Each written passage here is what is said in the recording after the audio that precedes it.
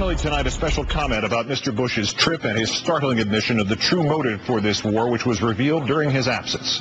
And so he is back from his annual surprise gratuitous photo op in Iraq, and what a sorry spectacle it was.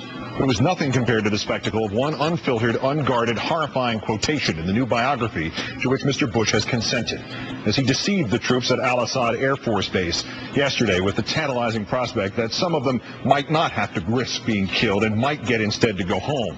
Mr. Bush probably did not know that, with his own words, he had already been proved to be a liar, that he had been lying, is lying, will be lying about Iraq. He presumably did not know that there had already appeared those damning experts from Robert Draper's book, Dead Certain. I'm playing for October, November, Mr. Bush said to Draper. That evidently is the time during which he thinks he can sell us the real plan, which is, to quote him, to get us in a position where the presidential candidates will become comfortable about sustaining a presence. Comfortable, that is, with saying about Iraq, again quoting the president, stay longer. And there it is, sir. We've caught you.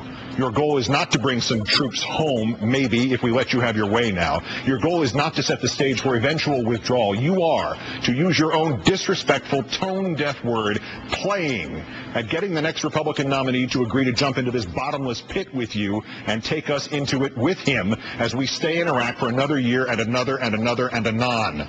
Everything you said about Iraq yesterday and everything you will say is a deception for the purpose of this one cynical, unacceptable, brutal goal, perpetuating this war indefinitely. War today, war tomorrow, war forever. And you are playing at it. Playing! A man with any self-respect, having inadvertently revealed such an evil secret, would have already resigned and fled the country. You have no remaining credibility about Iraq, sir. And yet yesterday at Al-Assad, Mr. Bush kept playing, and this time using the second of his two faces. The president told reporters, quote, they, General Petraeus and Ambassador Crocker, tell me if the kind of success we are now seeing continues, it will be possible to maintain the same level of security with fewer American forces. And so Mr. Bush got his fraudulent headlines today. Bush may bring some troops home.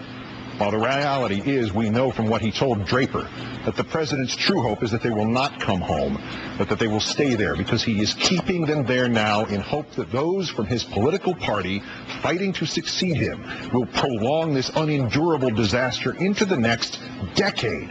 But to a country dying of thirst, the president seemed to vaguely promise a drink from a full canteen, a promise predicated on the assumption that he is not lying. Yet you are lying, Mr. Bush, again. But now we know why. You gave away more of yourself than you knew in that Draper book, and you gave away still more on the arduous trip back out of Iraq, hours in the air without so much as a single vacation. If you look at my comments over the past 8 months, you told reporters, it's gone from a security situation in the sense that we're either going to get out and there will be chaos or more troops. Now the situation has changed where I am able to speculate on the hypothetical. Mr. Bush, the only hypothetical here is that you are not now holding our troops hostage. You have no intention of withdrawing them. But that doesn't mean you can't pretend you're thinking about it, does it? That is your genius, sir, as you see it anyway. You can deduce what we want, we the people, remember us? And then use it against us. You can hold that canteen up and promise it to the parched nation. And the untold number of Americans whose lives have not been directly blighted by Iraq, or who do not realize that their safety has been reduced and not increased by Iraq, they will get the bullet points. Bush is thinking about bringing some troops home. Bush even went to Iraq. You can fool some of the people all the time, can't you, Mr. Bush? You are playing us. And as for the most immediate victims of the president's perfidy and shameless manipulation, those troops, yesterday sweating literally as he spoke at Al-Assad Air Base, tonight again sweating figuratively in the valley of the shadow of death, the president saved for them the most egregious playing of the entire trip. I want to tell you this about my decision about troop levels. Those decisions will be based on a calm assessment by our military commanders on the conditions on the ground, not a nervous reaction by Washington politicians to poll results in the media.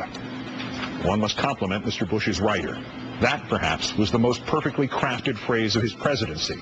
for depraved indifference to democracy, for the craven projection of political motives onto those trying to save lives and save a nation, for a dismissal of the value of the polls and the importance of the media, for a summary of all he does not hold dear about this nation or its people. Nothing could top that. As if, sir, you listened to all the calm assessments of our military commanders, rather than firing the ones who dared say the emperor has no clothes and the president no judgment. As if, sir, your entire presidency was not a nervous reaction, and you yourself nothing but a Washington politician. As if, sir, the media does not largely divide into those parts your minions are playing and those others who unthinkingly and uncritically serve as your echo chamber at a time when the nation's future may depend on the airing of dissent. And as if, sir, those polls were not so overwhelming and not so clearly reflective of the nation's agony and the nation's insistence. But this president has ceased to listen.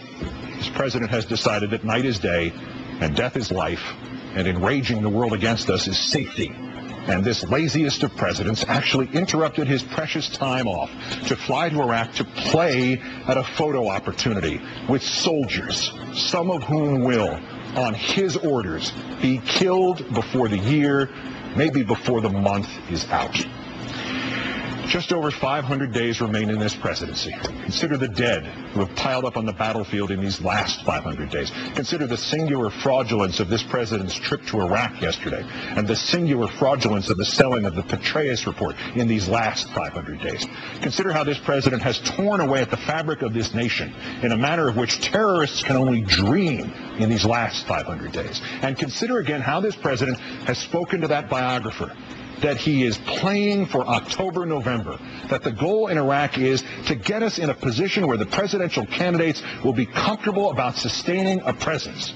And consider how this revelation contradicts every other rationale he has offered in these last 500 days.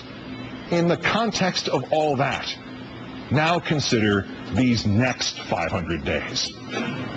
Mr. Bush, our presence in Iraq must end, even if it means your resignation, even if it means your impeachment, even if it means a different Republican to serve out your term, even if it means a Democratic Congress and those true patriots among the Republicans standing up and denying you another penny for Iraq, other than for the safety and safe conduct home of our troops.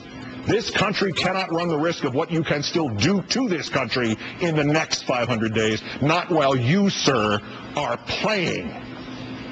Good night and good luck.